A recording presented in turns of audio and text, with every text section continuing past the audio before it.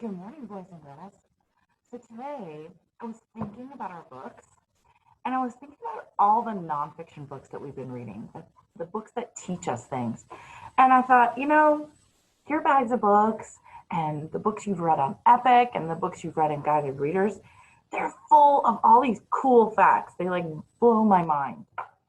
And I was thinking that, just like candy, if we eat too much candy, like on Halloween, it gives us a tummy ache, right?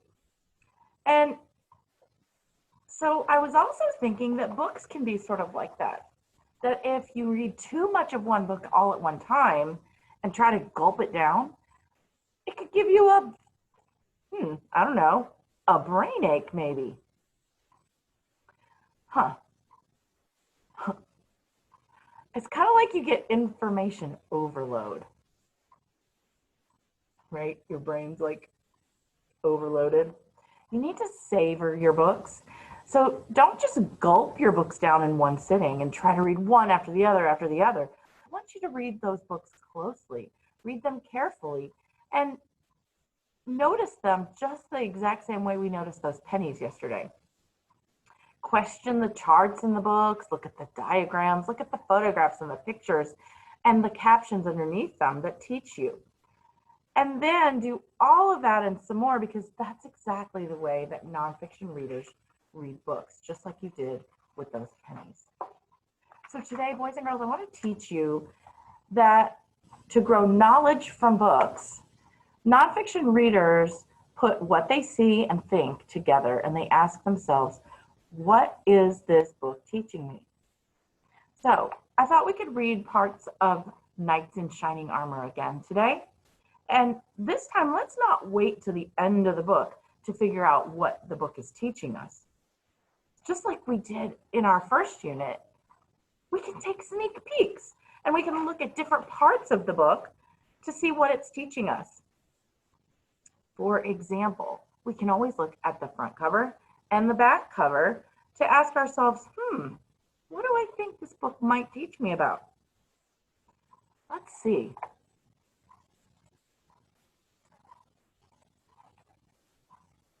So let's see here. I'm looking at the front cover, and let me flip to the back cover here. Wow, I see a helmet, and I see an eagle. What are helmets for? Well, helmets protect you during a battle. What will this book teach us? Maybe about helmets? Maybe about battles? Let's look back at the front cover. Well, there's two knights here. They're both wearing helmets, aren't they? And they're each riding on a horse. They each have swords in their hands. And, they seem to be protecting this castle up here. I think we've already learned that knights ride horses and that they use swords and armor to protect themselves. So let me ask, what will this book teach us? I bet this book will teach us even more ways that knights protect castles. Do you agree? All right, so I use the front and the back cover to not just to notice and to question, but to start thinking, what is this book teaching me? The front and back covers are really important parts that help us get ready to read and think about what we're going to learn. So now we know even more things. All right, let's do this a little bit more. I'm going to turn to page 14 of this book. And I want us to not wait to let this book teach us more. Remember from our nonfiction readers grow knowledge that we learned that good nonfiction readers pay attention to details. Then they put the parts of the text together in their mind. And then yesterday, we learned that they also ask questions as they read. So let's keep going here. All right. We're going to put things together to see what we learned. Let me see here.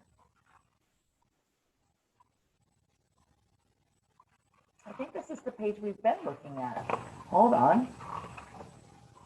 Or I can't find it. There it is. Okay. So you know how we've been studying these pictures of these knights here?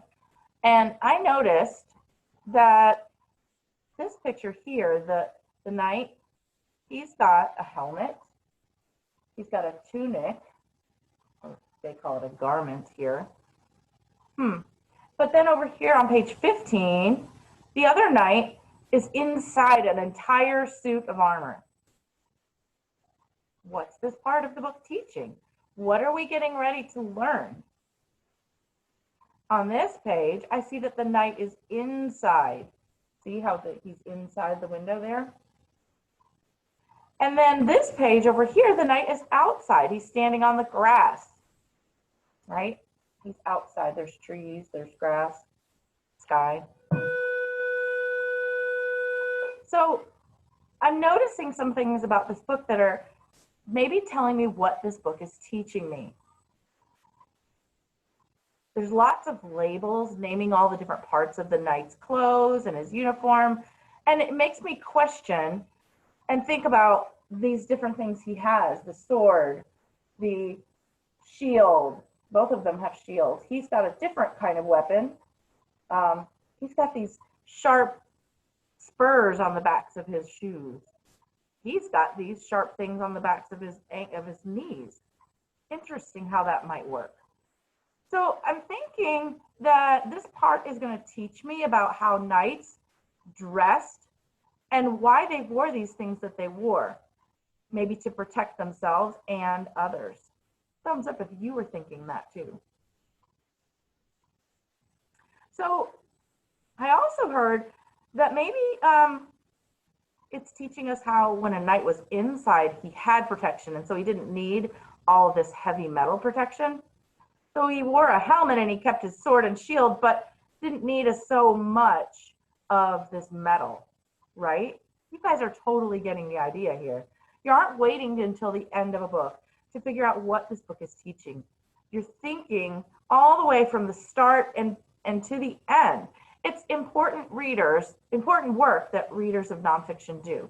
They stop throughout the middle of the story and don't just wait till the end to say, what did I learn? They think along the way about the different things that they're learning so that they can grow more knowledge. So readers, I added this important work to our chart about nonfiction readers growing knowledge. So I want you to see that. In our chart here, readers grow knowledge. They pay attention to details. They put the parts of the text together in their mind. They ask questions and, ta-da, they think, what is this book and this part teaching me?